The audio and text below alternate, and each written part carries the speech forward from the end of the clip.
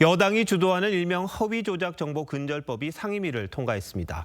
허위나 조작된 정보를 유포하면 무거운 손해배상을 청구할 수 있도록 하는 게 골자인데 표현의 자유가 훼손된다는 반대 의견이 많습니다. 쟁점이 뭔지, 문제 소지는 없는지 신유만 기자와 따져보겠습니다.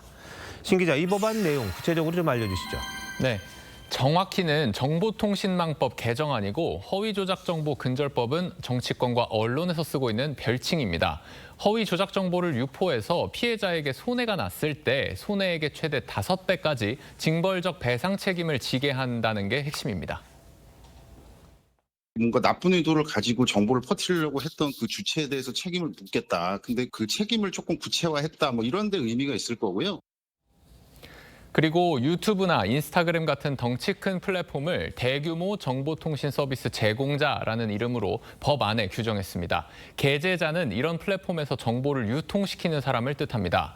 개정안은 플랫폼들에게도 허위 조작 정보 감독 의무를 부여하고 있습니다. 그런데 어떤 게 허위 정보고 조작 정보인 겁니까? 내용 전부나 일부가 허위이거나 사실로 잘못 알도록 변형된 정보, 또 타인의 인격권이나 재산권 또는 공익을 침해하는 정보, 이런 문제 있는 정보라는 걸 알면서도 타인에게 해를 가할 의도 등으로 만들어진 정보가 해당합니다. 다만 권리 침해 여부나 의도의 악의성이라는 게 자의적 판단의 영역이라는 비판이 나옵니다. 추상적인 걸 가지고 처벌을 하게 되면 당연히 이거는 과잉 규제로 갈 수밖에 없고, 그렇게 되면 언론 보도가 위축될 수밖에 없죠. 그렇다면 허위성 판단은 누가 합니까? 법안에는 판단 주체가 따로 나와 있지는 않습니다. 다만 다각적으로 취재한 내용을 정리하면 결과적으로 소송을 통해 법원이 판단하게 될 것으로 보입니다.